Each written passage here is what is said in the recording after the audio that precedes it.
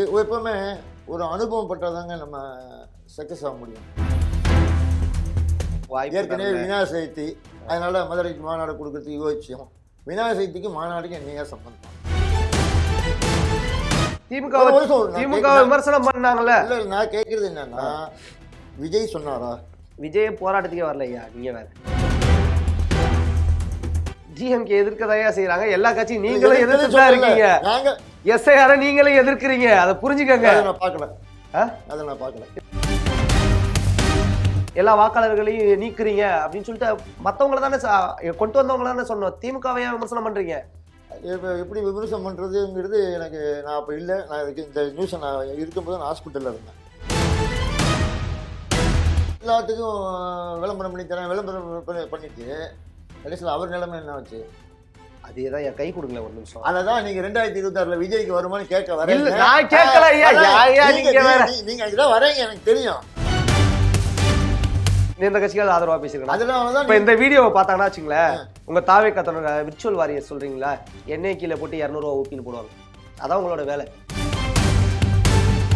இப்ப நம்ம அரசியலுக்கு வந்துடும் சரிங்களா? அரசியல் இப்போ ஒரு போட்டினா என்ன பண்ணுவாங்க?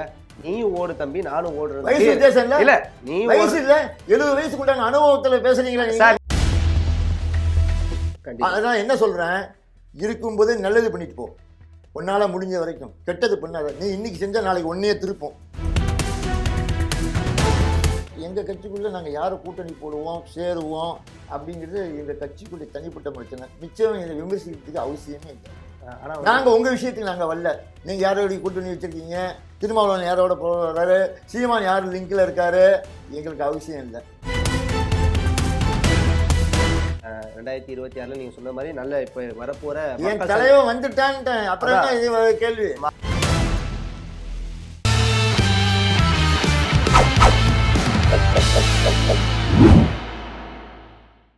ஜெம் தொலைக்காட்சி நேயர்களுக்கு வணக்கம். இன்றைய சிறப்பு நேர்காணல் நம்மோட வந்து தாவேகாவினுடைய ஆதரவாளர் மற்றும் எண்கணித ஜோதிடர் நெல்லை கஜேந்திரன் இணைந்துள்ளார். அவரிடம் அரசியல் சார்ந்த பல கேள்விகளை முன்வைப்போம்.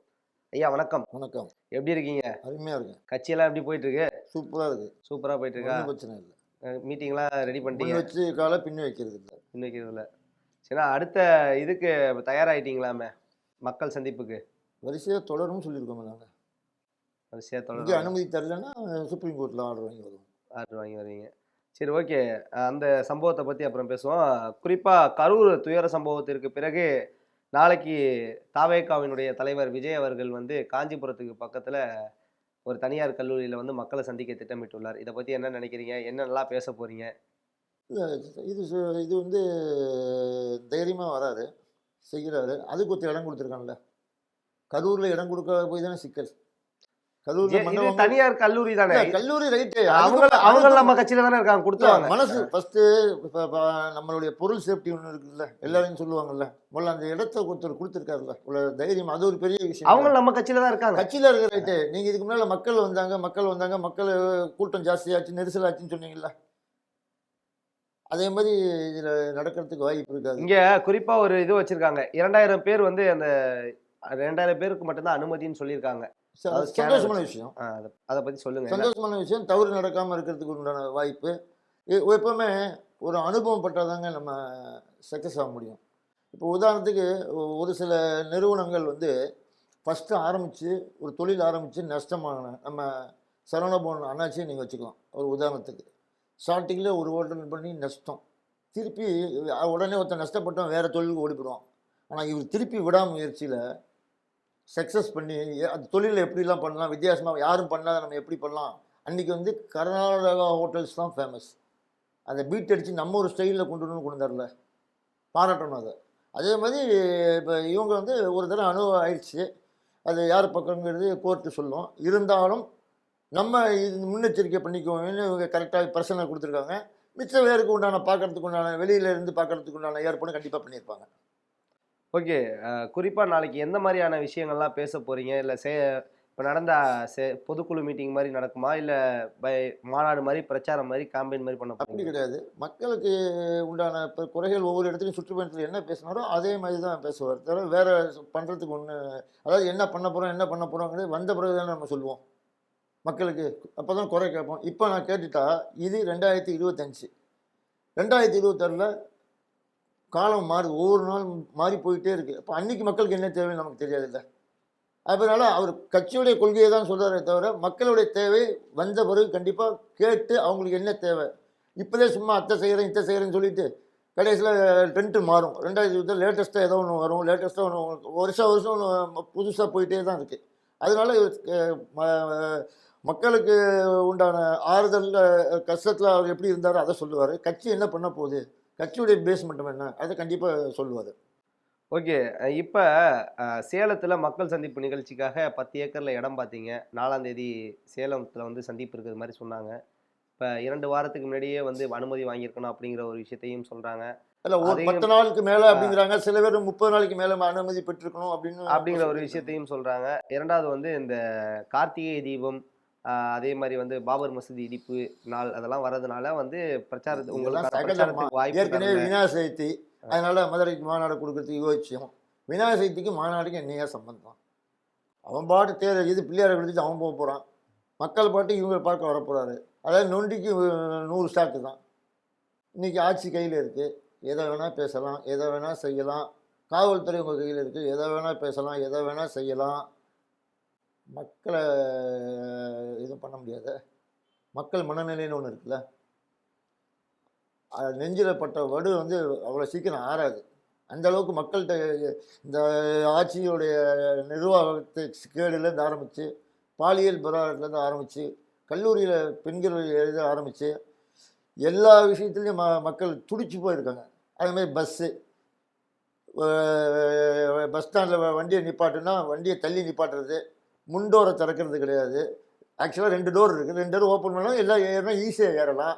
இங்கேயும் சிக்கலை உண்டு பண்ணணும், குளப்படியை உண்டு பண்ணணும், ஒருத்தர் மோதிக்கணும், சண்டை போட்டுக்கணும்னு பேக் டோரை திறந்து விட்றீங்க.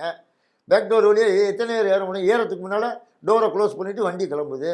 இது யார், என்ன நிர்வாகம்? இது கண் கூட பார்க்கணுங்க. காரில் ஏறி உட்காந்துட்டு கண்ணாடி ஏற்றிட்டு போகக்கூடாது. சாதாரண ஒரு மக்களாக இருந்து நம்ம பார்க்கணுன்னா, சாதாரணமாக ஒரு ட்ரெயினில் போனீங்கன்னா எதில் போவீங்க? ஏசியில் போகக்கூடாது. சாதாரண மிடில் உட்கார கிளாஸில் உட்காந்து ஒரு நாள் பயணம் பண்ணுங்க. அப்போ மக்கள்கிட்ட போய் உட்காந்து கேளுங்க, அது என்ன கஷ்டமோ அது ஃபுல்லுமே எங்கள் தலைவருக்கு தெரியும். ஏன்னா அவர் எடுத்தோன்னே கோடீஸ்வரன் வரல. நல்லா புரிஞ்சுக்கிட்டீங்களா சார்? இப்போ நம்ம சொல்கிறோம், நம்ம தலைவர் வந்து அடி எல்லா கட்சியிலையும் இருக்கக்கூடிய ஒரு விஷயம் என்னென்னா, அடிப்படை தொண்டர்கள் மற்றும் எளிய மக்களோட எல்லா வழியிலையும் எங்கள் தலைவர் உணர்ந்திருக்கார் அப்படிங்கிற ஒரு விஷயத்த சொல்கிறாங்க.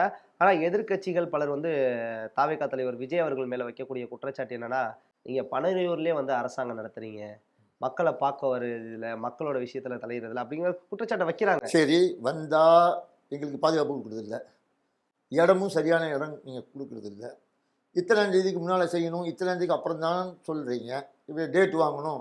ஐயா, நீங்கள் வந்து ஏற்கனவே 40 வருஷம் அரசியல் பண்ணியிருக்கீங்க. சில கட்சிகள் 35 வருஷம் அரசியல் பண்ணியிருக்கு. உங்களுக்கு ஒன்று எப்படி பண்ணணும், ஏது பண்ணணும் அப்படிங்கிறத வந்து இப்போ இருக்கிற சிஎம் வச்சுங்களேன், ஒன்று எல்லாம் தெரியுது அப்படின்னா அதுக்கு பேச மாட்டான் யார்? அப்பாவோட போக முடியாத வேலையை இவர் அனுப்பி இதை செய் அதை செய் அதை செய்ன்னு சொல்லும்போது அவர் அனுபவம் ஆகிடுறார். அந்த அனுபவத்தை தான் இன்றைக்கி சிஎம் ஆனார். இப்போ இவருக்கு வந்து அனுபவம் இல்லை அப்படிங்கிறாங்க. எடுத்தோன்னே பண்ண முடியாதுங்க, அது எல்லாருக்கும் உண்டானது தான். ஒரு குழந்தை இருக்குன்னா பிறந்துச்சு, கொஞ்சம் வளர்ந்தது, அதுக்கப்புறம் நடக்க ஆரம்பிக்கணும், எல்லாரையும் பார்த்தோன்னே அப்படி ஆசை வரும். அப்புறம் செவத்தை பிடிக்கும், செவத்தை பிடிச்சி நடக்க ஆரம்பிச்சு நம்ம என்ன பண்ணுவோம், குழந்தைக்கு கைவண்டி வாங்கி கொடுப்போம். அந்த கைவண்டி தள்ளணும்னா ஒரு சின்ன சைக்கிள் வாங்கி கொடுப்போம். அந்த சைக்கிள் வாங்கி ஓட்டி நல்லா பெருசாக வந்துருச்சுன்னா அதுக்கு அடுத்த சைக்கிள், அப்புறம் அதுக்கு அடுத்த சைக்கிள், அப்புறம் பெரிய சைக்கிள் வந்துடும். அப்புறம் மனுஷன் டிவிஎஸ் ஊட்டிலேருந்து கடைசியில் புல்லட் ஓட்டி கற்றுக்கிறான். Okay sir. இப்போ எஸ்ஐஆர், அதாவது இந்த சிறப்பு வாக்காளர் திருத்த பட்டியலுக்கு வந்து எல்லா கட்சியினத்திலிருந்தும் போராட்டங்களை அறிவித்தாங்க. தமிழக வெற்றி கழகம் சார்பாகவும் போராட்டம் வந்து நடத்தினாங்க. அதில் குறிப்பாக வந்து நிறைய பேர் சொன்ன ஒரு விஷயம் என்னென்னா, போராட்டம் ஆரம்பிக்கிறதுக்கு முன்னாடியே ஒரு சிலர்லாம் சொன்னாங்க. நான் பேட்டி எடுத்த ஒரு நபரே சொன்னார்னு கூட வச்சுக்கோங்களேன், நீங்கள் வேணால் பாருங்கள் பிரதர், நாளைக்கு அவங்க திமுகவை மட்டும்தான் திட்டுவாங்க எஸ்ஐஆருக்கு, அப்படி நடந்துச்சுன்னா அப்படிதான் அதை மட்டும் தான் பண்ணுவாங்க அப்படின்னாங்க. அதே மாதிரி திட்டுவாங்க, தாவேகா வந்து எஸ்ஐஆர் போராட்டத்தில் திமுகவை திட்டுவாங்க அப்படிங்கிற ஒரு விஷயத்த சொல்லியிருந்தாங்க. பட் வந்து அந்த போராட்டத்திலே அதை தான் பண்ணீங்க. அதாவது இது 2 பகுதியாக பார்க்கணும். அதாவது இப்போ டிஎம்கே தான் திட்டுவாங்கன்னு யார் சொன்னது? நம்ம பேட்டி எடுத்த ஒருத்தர் சொன்னாரா? திமுக விமர்சனம் பண்ணாங்கல்ல. இல்லை, நான் கேட்கறது என்னன்னா, விஜய் சொன்னாரா? விஜய் போராட்டத்துக்கே வரல ஐயா, நீங்க வேற. விஜய் ஏதாவது சொன்னாரான்னு கேட்குறேன் நான். போராட்டத்துக்கு வந்து தாவேகாரங்க திட்டுவாங்கன்னு தான் சொன்னாங்க, அதுதான் நடந்திருக்கு. நான் கேட்குறது விஜய் வர ஒருத்தருக்கு எதுவுமே அனுமதி கொடுக்காம இருந்தா ஒரு மனுஷன் எப்படியா வருவான்? ஐயா நாங்க என்ன திரும்பவும் கேக்குறேன், போராட்டம் நடந்துச்சு, எஸ்ஐஆர் சிறப்பு வாக்காளர் திருத்த பட்டியல் நடந்துச்சா? சொல்லுங்க. அதுக்கு வந்து தாவேகா சார்பில் ஆதவ் அர்ஜுனா, புஷி ஆனந்த் மற்றும் எல்லாரும் வந்திருந்தாங்க இல்லையா? சரி. கூட்டம் நிறைய கூடி இருந்துச்சு இல்லையா? அந்த போராட்டத்துல திமுக விமர்சனம் பண்ணுவாங்க, தாவேகா வந்து திமுக விமர்சனம் பண்ணி தான் அதை முன் வைப்பாங்க அப்படின்னாங்க. அதே மாதிரி வந்து தாவேகா வந்து திமுக முன் வச்சு விமர்சனம் பண்ணீங்க, அதை பத்தி தான் கேட்கிறேன். ஒரு நிமிஷம் கேட்போம். இந்த இதுக்கு நீங்க சொன்னீங்க இல்லையா, முதல்ல இதுக்கு என்ன எதுக்கு வேண்டி சொல்றாங்கன்னு முதல்ல புரிஞ்சுக்கணும். இப்போ அதை கன்ஃபார்ம் பண்ணோம்னா, இப்போ வெளி மாநிலத்துலேருந்து இங்கே வந்திருக்காங்களா? சரி, வந்திருக்காங்க. அவன் என்ன பண்ணுவான், நீ இதை எல்லாத்துக்கும் கொண்டு போகிற மாதிரி அவனையும் உள்ளே சேர்த்துட்டான்னா நம்ம வெளியே போய் வந்து அவன் உள்ளே வந்துடுவான். இப்போ எஸ்ஐஆர்னா என்னன்னு தெரியுங்களா ஐயா? சொல்லுங்க எஸ்ஐஆர்னா என்னன்னு. நீங்கள் ஓட்டு இதை சொல்கிறீங்க, எனக்கு புரிய வருது. அப்போ இவங்க வந்து டிஎம்கே ஏன் எதிர்க்குது? டிஎம்கே எதிர்க்கதையா செய்யறாங்க, எல்லா கட்சியும் நீங்களும் எதிர்த்து தான் இருக்கீங்க. எஸ்ஐஆர் நீங்களே எதிர்க்கிறீங்க, அதை புரிஞ்சுக்கங்க. அதை நான் பார்க்கல. இல்ல எஸ்ஐஆர் கொண்டு வந்தது யாருன்னு தெரியுங்களா? சென்ட்ரல் கவர்மெண்ட் இது பண்ணாங்கன்னு தெரியும். அதை வந்து சென்ட்ரல் கவர்மெண்ட் கொண்டு வந்தாங்க, அதனால வந்து நிறைய வாக்காளர்களோட பேர் நீக்க போறாங்க. அதெல்லாம் தெரிஞ்சதுனால வந்து என்ன பண்ணாங்க, திமுக மட்டும் இல்ல தாவேகாவும் எதிர்க்குது, அதிமுக எதிர்க்குதா என்னன்னு தெரியல, எல்லா கட்சியினரும் எதிர்க்காங்க. தமிழ்நாட்டில் இருக்கக்கூடிய எல்லா கட்சியும் எதிர்க்குது, காங்கிரஸ்ல இருந்து எல்லாம் எதிர்க்கிறாங்க. அதாவது இவங்க இப்ப நீங்க கேக்குறீங்க திமுக ஏன் எதிர்க்குன்னு கேக்குறீங்க. இல்ல அது கேட்கல. நான் வந்து திமுக வந்து இப்ப எடுக்கிறதுக்கு முன்னாலே இந்த நடவடிக்கை எடுக்கலாமா? இப்ப இப்படி கடைசி நேரத்துல நீங்க போட்டீங்க எல்லாமே. ஐயா இந்த எஸ்ஐஆர் கொண்டு வரும்போதே வந்து இதெல்லாம் வந்து எடுத்துட்டாங்க. ராகுல் காந்தி அவர்கள் வந்து பீகார் முன்னாடி வந்து நடக்கும்போது எஸ்ஐஆரை எதிர்த்து அவர் வந்து பேரணி நடத்தும் போது, வாக்கு திருட்டுக்கு எதிராக நடத்தும் போது தமிழ்நாடோட முதலமைச்சர் மு.க. ஸ்டாலின் அங்க போயிருக்கார். ஓகேங்களா? திமுக எஸ்ஐஆருக்கு எதிர்த்து குரல் கொடுத்துட்டு தான் இருக்கு, தாவேகாவும் எதிர்த்து குரல் கொடுத்துட்டு தான் இருக்கு. நீங்க ஆனா வந்து திமுகவை குற்றம் சாட்டுறதியா அப்படின்னு தான் என்னோட கேள்வி. திமுக குற்றம் சாட்டுறதுக்கு உண்டான வாய்ப்பு இல்லையே. இப்ப நீங்களே அதான் பண்ணீங்க. இல்ல எனக்கு தெரிஞ்ச வாய்ப்பு இல்லை. ஐயா நீங்களும் இப்ப அதான் பண்ணீங்க, திமுக மேலதான் குற்றம் சாட்டீங்க. லாஸ்ட் டைம்ல வந்து ஏன் முட்டு கொடுக்குறாங்கன்னு கேக்குறீங்க. இல்ல இது வந்து முதல்ல எல்லாத்தையும் கூட்டி முதல்ல பேசி பண்ணிருக்கலாமே. இது அப்புறம் ஒரு அனைத்து கட்சி கூட்டம்னு ஒண்ணு போட்டாங்க, நீங்க கூட அவாய்ட் பண்ணீங்க, தெரியும் உங்களுக்கே. எங்களுக்கு அழைப்பிதழ் வரல, நீங்களே சொன்னீங்க. ஆனா அழைப்பிதழ் வந்துச்சு, நான் ப்ரூஃப் அனைத்து கட்சி கூட்டமும் ஒண்ணு போட்டாங்க. ஓகேவா? இதுக்கு முன்னாடியே முயற்சி எடுத்துக்கிட்டு தான் இருக்காங்க.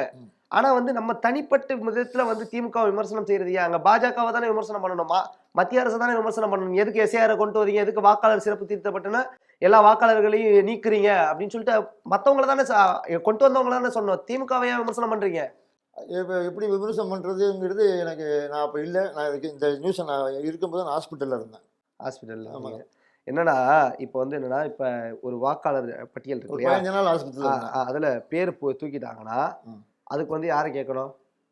தேர்தல் ஆணையத்தை கேட்கணும். அந்த தேர்தல் ஆணையம் அந்த எஸ்ஐஆரை கொண்டு வந்தது யாரு? Central government. ஆனா நீங்க கேட்ட கேள்வி என்னன்னா, திமுகவை கேக்குறீங்க. இல்ல எனக்கு இந்த நியூஸ் திமுக தான் வந்து உங்க பேரை வந்து வெளில எடுக்கிறாங்க அப்படிங்கிற ஒரு குற்றச்சாட்டு. இல்ல நான் 15 நாள் ஹாஸ்பிட்டல், எனக்கு நியூஸ் தெரியாது. சரிங்க ஐயா, சரி ஓகே. நம்ம தெரிஞ்சா நான் ஆர்கியூமெண்ட் பண்ணுவேன் உங்கள்ட்ட. நான் அந்த நேரத்தில் ஹாஸ்பிட்டல் இருந்தால் எனக்கு இந்த மேட்டர் தெரியாது. சரி ஓகே ஐயா. நம்ம பீகார் சட்டமன்ற தேர்தல் நடந்துச்சு பாத்தீங்களா?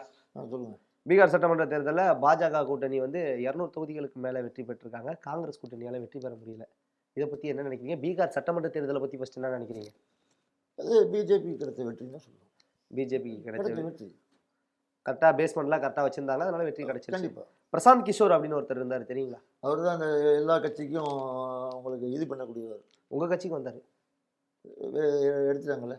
இல்லை வந்தார்ல. எடுத்துட்டோங்க. இல்லை வந்தார்ல. அதான் எடுத்துட்டோம். வந்தார்ல தலைவா, அதை சொல்லுங்க. ஏங்க யார் வேணா நம்ம வர வேண்டாம்னு சொல்லலை. எங்களுக்கு ஒத்து இல்லைன்னு வெளியே போகணும், வெளியே போயிட வேண்டியதான். ஓகே. என்னோட கேள்வி என்னன்னா, பல அவர் வந்து எல்லாத்துக்கும் விளம்பரம் பண்ணி தரேன், விளம்பரம் பண்ணிட்டு கடைசியில் அவர் நிலைமை என்ன ஆச்சு? அதேதான் என் கை கொடுங்களேன் ஒரு நிமிஷம். அததான் நீங்க 2026 விஜய்க்கு வருமானு கேட்க வரேன். நான் கேட்கல ஐயா, நீங்க இதான் வரீங்க எனக்கு தெரியும். நான் கேட்கல ஐயா. நான் வந்து இப்ப தாவேகாவுக்கு மொத்தமா நான் வந்து தாவேகாவை ஒதுக்குற ஆள் கிடையாது நானு. ஓகேங்களா? மாற்றம் வந்தா எனக்கு சந்தோஷம் தான்.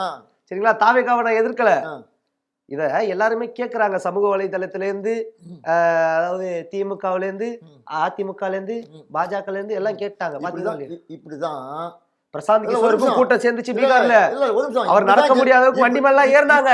ஆனா ஒரு தொகுதி கூட ஜெயிக்க முடியல. இதுதான் 2026 ஒரு கொஸ்டின் மார்க் கேக்குறேன். ஜெயலலிதா அம்மா வந்தாங்கல்ல, அந்த அம்மாவுக்கு எவ்வளோ பேர் விமர்சிச்சிங்க, வரமாட்டாங்க, வேஸ்ட்டு, வராது வராது வரமாட்டாங்கன்னு சொன்னீங்க, வந்து நின்னாங்களா இல்லையா? எனக்கு இல்லை, ஒரு மனுஷன் வரதுக்கு முன்னாலேயே வராத, எங்கள் வீட்டில் சாப்பாடு இல்லை, வராத, நீ வீட்டுக்கு வந்து கூப்பிட்டுட்டு உள்ளே காமிச்சிட்டு சாப்பாடு இல்லைன்னு சொல்லி தப்பு இல்லை. நீ வரத்துக்கு முன்னாலேயே ஒருத்தன் வரத்துக்கு நீங்கள் தான் 40 வருஷமாக இருந்தீங்கன்னா உங்களே நாங்கள் கெட் அவுட் அன்னைக்கு பண்ணியிருந்தா இன்றைக்கி உங்கள் நிலைமை என்ன? வரவன வந்து பாரு, உனக்கு என்ன சௌகரியம் பண்ணி தரேன், நீ ஜெயிச்சு காமிடா அப்படின்னா சந்தோஷம்.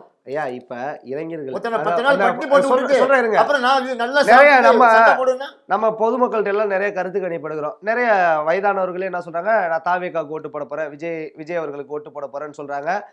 இளைஞர்கள் ஃபர்ஸ்ட் டைம் ஓட்டர்ஸ் எல்லாமே வந்து விஜய்க்கு அவர்களுக்கு ஓட்டு போட போறேன்னு சொல்றாங்க.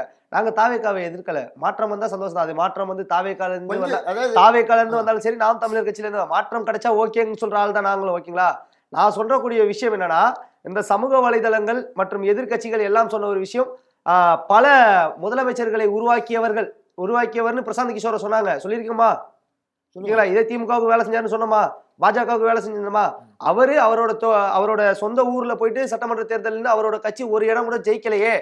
அதே நிலைமை வந்து அவருக்கு வந்து கூட்டம் அங்க சேர்ந்துச்சு. பீகார்ல அவ்வளவு கூட்டம் சேர்ந்துச்சு, அவர்கிட்டயும் வந்து செல்ஃபி போட்டோ எல்லாம் எடுத்தாங்களே. அதேதான் இப்ப தமிழ்நாட்டுல 2026 நடக்குமான்னு பொதுமக்களே பாதி பேர் கேட்கறாங்க கேள்வி. அதை கேள்வி நான் சொல்றேன். பொதுமக்கள் கேட்கல, இவர் வந்தா வரவிடாம இருக்கிறதுக்கு உண்டான பிடிக்காத ஊடகங்கள், பிடிக்காத கட்சிகள், இந்த விமர்சனத்துக்கெல்லாம் நாங்களாம் சட்டை பண்ண போறதே இல்லை. நீங்க சொல்றதெல்லாம் நாங்க வந்து போயிட்டு இருக்கிற பின்பக்கத்தை இப்படி திருப்பி பார்க்குற ஆள் நாங்க கிடையாது. புரிஞ்சுட்டீங்களா? யார் என்ன சொன்னாலும் சரி, நாங்க அதை பத்தி காதலே வாங்க மாட்டோம். ஜெயிச்சு காமிச்ச பிறகு மண்ணை கைவ வைப்போம்.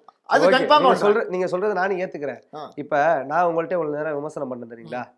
இப்ப இவ்வளவு நாள் வந்து என்கிட்ட வந்து இந்த இடத்துல உட்காந்து பேசுறீங்க, நான் எந்த கட்சிக்காவது ஆதரவா பேசியிருக்கேன்? அப்படி கிடையாது. இல்ல கேள்வி நீ எந்த கட்சிக்காவது ஆதரவா பேசியிருக்கேன்? இப்ப இந்த வீடியோவை பார்த்தாங்கன்னா வச்சுங்களேன், உங்க தாவேகா தொடர் விர்ச்சுவல் வாரியர் சொல்றீங்களா, எண்ணெய் கீழே போட்டு 200 ரூபா ஊப்பின்னு போடுவாங்க. அதான் உங்களோட வேலை. அப்படி நீங்க சோசியல் மீடியால மட்டும் அரசியல் கட்சி நடத்துறீங்கன்னா எல்லாரும் சொல்றாங்க. நான் அதாவது நீங்க கூப்பிடுறீங்க, நீங்க கூப்பிடுறதுக்கு என்னால் பேச முடியல, சமாளிக்க முடியலன்னா வரமாட்டேன்னு சொல்லிடுவேன். உங்களேன்னு இல்லை, யாரா இருந்தாலும் சரி, நான் துணிஞ்சு போயிருக்கேன், இது வரைக்கும் துணிஞ்சு வந்திருக்கேன். நானே பாராட்டுகள். ஒரு சாதாரண ஆதரவாளர் இவ்வளவு தூரம் வரீங்களே. என் தலைவன் எப்படி இருப்பான்? அப்ப என் தலைவன் இருப்பான். நானே வரேன், பயப்படாம தில்லா வரேன். என்னுடைய வயசுக்கு யாரு கூப்பிட்டாலும் பேசுறேன், என்ன கேள்வி கேட்டாலும் பதிலடி கொடுக்குறேன். அப்ப என்ன ஏஜுக்கு நான் எப்படி இருக்கும்போது யங்ஸ்டர், உங்களை மாதிரி அவர் யங்ஸ்டர், எவ்வளோ துடிப்பாக இருப்பார். ஒருத்தன் துடிப்பாக இருக்கிறதுனால அவனுக்கு அந்த குழந்தைய விட்டுறணும். அதை விட்டு துடிப்பாக இருக்கிறத விட்டு எனக்கு வயசாகிடுச்சு, நான் ஒதுங்கிட்டேன், எனக்கு இதுவே வேணாம்ப்பா. ஏதாவது குழந்தை நல்லா விளையாடிச்சா தூக்கி கொஞ்சுவேன், நல்லா துருன்னு இருக்கிற குழந்தைய. இப்போ எங்கள் தலைவன் வந்து துருன்னு இருக்கான். இந்த துருவை டம்மி பண்ணிட்டு அமௌண்ட் மாதிரி உட்கார சொல்றீங்களா எங்களை? மக்களுக்கு நல்லது செய்ய யாரு வந்தாலும் ஓகே. பிச்சையா விமர்சிக்கிறீங்க நீங்க. யார் விமர்சனம் பண்றா? எங்க எது எடுத்தாலும் சரி, இடம் கொடுத்தாலும் முட்டுக்கட்ட, அதுக்கப்புறம் ஏதாவது ஒன்று பண்ணனா தப்பா சொல்றது. ரெண்டாவது விஜய் கட்சியில ஒருத்தருடைய மாமனார் இது மச்சனை தப்பா சொல்ற ஆதரவு அப்படின்னு சொல்றது. அவன் குடும்பம், அவன் நல்லா புரிஞ்சுக்கணும். அது அவங்க குடும்ப கதை விட்டுருவான். நம்ம அரசியல் சொல்ல வரேன். அதே மாதிரி இவர் ஒரு கட்சியின் தலைவர், எங்க தலைவர் ஒரு கட்சிக்கு தலைவர். அப்ப மிச்ச கட்சிகள் நீங்க இருக்கீங்கல்ல, இப்ப நாங்க தான் புது ஆள் வரக்கூடாது அப்படின்னு சொல்றதுக்கு வரும்போது அதிமுக ஒதுங்கிருச்சு. எப்போ நான் உன் சங்காத்தத்துக்கே வரல, நான் நீ ஜெயிக்கிறது உறுதிப்பா, நீ ஜெயிக்கிறது உறுதி. அதுக்காண்டி நான் உன்னை எதிர்ப்பு சொல்லி உன்னுடைய வளர்ச்சியை நான் கெடுக்க விரும்பலை, டீசெண்டாக ஒதுங்கிட்டான். மிச்சம் ஏன் வளர்ச்சி கட்டுறீங்க? வயசு அனுபவம் இல்லை, அவள் வயசு என்ன, உங்கள் வயசு என்ன, அனுபவம். எனக்கு வயசு ஆச்சு, நான் பொறுமையாக போய் விட்டுறணும். எவ்வளோ தூரம் நீ போகிற ராஜா பார்க்கலாம், எனக்கு அனுபவம் இருக்குல்ல. அதுமாதிரி நீங்கள் பொறுமையாக இருங்க.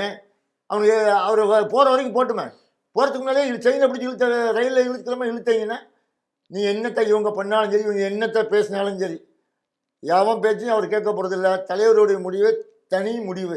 கண்டிப்பாக இதே இப்போ நான் பந்தயம் கட்டுறீங்கல்ல, இப்போ நான் பந்தயம் கட்டுறேன், ஒவ்வொரு சேனல்லையும் பந்தயம் கட்டியிருக்கேன். புரிஞ்சுட்டீங்களா? ஒவ்வொரு சேனல்லையும் பந்தயம் கட்டியிருக்கேன், எது நடக்கும் எது நடக்காதுன்ட்டு. அவரை தொடக்கூடத்துக்கு உண்டான வாய்ப்பு கூட வந்தது, தொட முடியல. அதாவது எப்பவுமேங்க ஒருத்தன் வளர்ச்சியா போறான்னா சந்தோஷப்பட்டு போராஜா, நீயும் பாரு நானும் பாக்குறேன். இப்ப நீங்க நம்ம ரெண்டு பேரும் சண்டை போடுறோம் இல்ல, நம்ம ரெண்டு பேரும் இல்ல, நம்ம ரெண்டு பேரும் நம்ம இவ்வளவு எனர்ஜியை வேஸ்ட் பண்றதே வேஸ்ட் தான். சொல்லுங்க. இப்ப நான் ஒரு சின்ன ஒரு விஷயம் சொல்றேன். இப்ப நம்ம அரசியலுக்கு வந்துட்டோம் சரிங்களா? அரசியல் இப்போ ஒரு ஒரு போட்டினா என்ன பண்ணுவாங்க, நீயும் ஓடு தம்பி நானும் ஓடுறது வயசு வித்தியாசம் இல்ல, இல்ல நீ வயசு இல்ல, 70 வயசுக்குள்ள அனுபவத்துல பேசுறீங்களா நீங்க? சார்? நீங்க ஓடுறது வந்து அண்டர் 17 அண்டர் 14 கிடையாது சார். நீங்க ஓடுறது மாரத்தான்ல வயசு இல்லாம தான் ஓடுவாங்க. ஓகேங்களா? எலெக்ஷனுங்கிற ஒரு மாரத்தான் வந்துட்டீங்க, பாலிடிக்ஸ்ல வந்துட்டீங்க, அரசியல்ல வந்துட்டீங்க. என்னோட கொள்கை எதிரி பாஜக. உங்க பேச்ச நாங்க கண்டிக்கிறதே இல்லைங்க. எதிர்க்கட்சி பேச்ச உங்களுக்கு புரிய வைக்கிறேன். கொள்கை எதிரி பாஜகன்ட்டீங்க, அரசியல் எதிரி திமுகன்ட்டீங்க. பின்ன உங்களோட எதிரி எல்லாம் உங்களை பத்தி விமர்சனம் பண்ணதான் செய்வான், நீங்க பண்றத பேசதான் செய்வான். ஐயோ நான் பண்ண நீ வேணாங்க இல்ல, நீங்க அதை எப்படி நீநீ ஓடு தம்பி ஓடு ராஜான்னு எப்படி அவன் சொல்லுவான்? ஒரு நிமிஷம் கேட்கணும், நல்லா புரிஞ்சுக்கணும். நீ என்ன வேணா பேசு, நாங்க காதுல பஞ்ச வச்சுட்டோம். நாங்க போற ரூட் 2026 ஜெயிக்கணும், மக்களுக்கு ஒரு நல்ல ஆட்சியை கொண்டு வரணும், அந்த ரூட்ல போயிட்டு இருக்கோம். அதுக்காண்டி நாங்க கவனிக்கிறோம்னு முதல் திருப்பி தான் தவறு பண்ணோம். இனிமேலாம் நீங்க என்ன கத்து கூவு என்னக்கு எங்க வேணா மீட்டிங் போடு, எத்தனை வேணா பண்ணு. இன்னும் ஃபியூச்சர்ல என்னெல்லாம் நீங்க பண்ண முடியற வரைக்கும் பண்ணுங்க. ஆனால் இவ்வளவும் ஓட்டாஸ் மாறிச்சுன்னா அன்னைக்கு இருக்குல்ல, அதான் என்ன சொல்றேன், இருக்கும்போதே நல்லது பண்ணிட்டு போ, உன்னால முடிஞ்ச வரைக்கும். கெட்டது பண்ணாத. நீ இன்னைக்கு செஞ்சா நாளைக்கு ஒன்னையே திருப்போம். இதுதான் இந்த இந்து தர்மத்துடைய இது. இஸ்லாம்லயும் அதுதான், கிறிஸ்டின்லயும் அதுதான். அதனால நம்ம வயசை நம்ம காப்பாத்திக்கிட்டு நம்ம வயசுக்கு ஏற்றபடி நம்ம இருக்கணுமே தவிர யங்ஸ்டரை போயிட்டு ரொம்ப டார்ச்சர் பண்ணி போறேன்னா அவன் ஒருத்தர் தான் பார்ப்பான். அதுக்கப்புறம் நான் ஒரு வார்த்தையை சொல்ல விரும்பல என் ஏஜுக்கு, அது மாதிரி சொல்லிட்டு போயிட்டே இருப்பான். அதுல வந்து மாற்றமே கிடையாது. இப்ப கரூர் துயர் சம்பவத்துக்கு அப்புறம் கட்சியோட கட்டமைப்பு வந்து பெருசா பலப்படுத்துறீங்க, அதுக்கு வாழ்த்துக்கள். ஏன்னா வந்து அணியெல்லாம் சொல்லி எல்லாமே அனுபவம் தானே. இப்ப வந்து நிறைய விஷயங்கள்லாம் வந்து பயிற்சியெல்லாம் அளிக்கிறாங்க, வாழ்த்துக்கள். அதுக்கான வாழ்த்துக்களை நாங்க சொல்லிடுறோம். இப்போ வந்து பாத்தீங்கன்னா 2026 தேர்தல் வந்து வரப்போகுது, கரெக்டு தானே? இப்போ வந்து உங்களுக்கான தேர்தலுக்கான சின்னங்களுக்கெல்லாம் நீங்க வேணும்னு சொல்லி தேர்தல் ஆணையத்தில் வச்சிருக்கீங்க, அது ஒரு பக்கம் விட்டுட்டோம். காங்கிரஸ் கட்சி கூட நீங்க கூட்டணி சேர போறீங்க அப்படிங்கிற மாதிரி எல்லாம் பேசிக்கிட்டாங்க, உண்மையாது? ஏங்க நாங்க எங்க கட்சிக்குள்ள ஒரு நிமிஷம் கேட்கணும், எங்க கட்சிக்குள்ள நாங்க யாரு கூட்டணி போடுவோம் சேருவோம் அப்படிங்கிறது எங்க கட்சிக்குள்ள தனிப்பட்ட பிரச்சனை. மிச்சம் இதை விமர்சிக்கிறதுக்கு அவசியமே இல்லை. ஆனா நாங்க உங்க விஷயத்துக்கு நாங்க வரல. நீங்க யாரோட கூட்டணி வச்சிருக்கீங்க, திருமாவளவன் யாரோட போறாரு, சீமான் யார் லிங்க்ல இருக்காரு, எங்களுக்கு அவசியம் இல்லை. சீமான் கூட மலைகளுக்கெல்லாம் மாநாடெல்லாம் போட்டு வேட்பாளர்லாம் அறிவிச்சிட்டாரு 2026. ஐயோ ஒரே வார்த்தையில சொல்லிட்டு போயிடுவேன். அதாவது நீ என்ன விளம்பரம் பண்ணாலும் சரி, கடைசி என்ன சொல்லுவாங்கன்னா, ஆட தெரியாதவன் எனக்கு தெரு கோணல்பான். ஆக்சுவலாக உனக்கு ஆடவே தெரியாது, அவன் தெரு கோணல்பான். ஆனால் நல்ல ஆடுறவனை பார்த்தா உங்களுக்கு அந்த இடத்துல விட மாட்டாங்க. கிராமத்தில் அதுதான் கதை. அப்போ ஒருத்தன் நல்லவன் வரான், நல்லது செய்ய போகிறான். நாங்கள்லாம் எம்ஜிஆர் காலத்தில் பார்த்தவங்க. ஏன்னா எம்ஜிஆருக்கு என்ன டார்ச்சர், இப்போவே நீங்கள் இந்த சிச்சுவேஷனில் இவ்வளோ டெக்னாலஜி எது நீங்கள் பண்ணுறீங்க. அந்த காலத்தில் எம்ஜிஆர் வரத்துக்கு என்னெல்லாம் ட்ரை பண்ணீங்க, என்னெல்லாம் போட்டீங்க, எல்லாத்துக்கும் தவுசு பொடியாக ஆக்கிட்டார். எம்ஜிஆருடைய நண்பரால் வந்தது எங்கேயோ போயிட்டான் எம்ஜிஆர். அதே மாதிரி விஜய்க்கும் நல்ல ஆட்கள் இருக்காங்க, எம்ஜிஆருக்காவது உடையார் ஒரு ஆள். புரிஞ்சுட்டீங்களா? இப்போ நீங்கள் ஒரு பேர் சொன்னீங்களே, காஞ்சிபுரத்தில் காலேஜ் கொடுத்தாங்க, ஜேபிஆர் காலேஜ். Very good.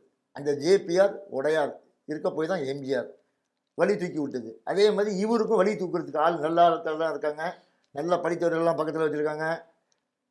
புறஞ்சொல்றவனெல்லாம் வெளியே கழட்டிடுவாங்க.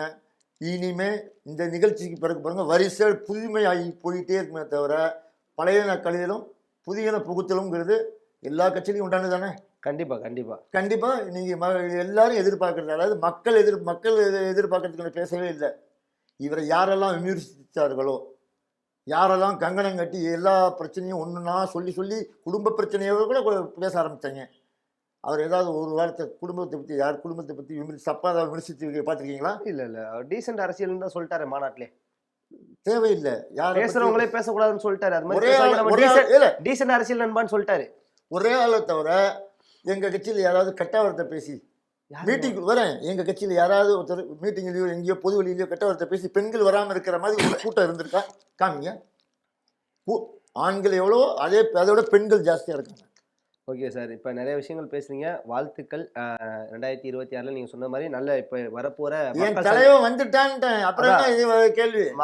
மக்கள் சந்திப்ப நல்லபடியா நடத்துங்க. கண்டிப்பா. வாழ்த்துக்கள். அதே மாரி உங்க நிறைய சாதாரண தொண்டர்கள், ஆதரவாளர்கள் நிறைய விஷயங்கள் வந்து தாவேக்காக அதே மாதிரி ஒரு சின்ன குரல் கொடுக்குறீங்க. அதே மாரி அந்த இதுலலாம் இருக்காங்க இல்லையா? பிரச்சாரம் பண்றதுக்காகலாம் வச்சிருக்கீங்க இல்லையா? அவங்கலாம் கொஞ்சம் வந்து பேச சொல்லுங்க. ஓகே, நன்றி. நன்றி.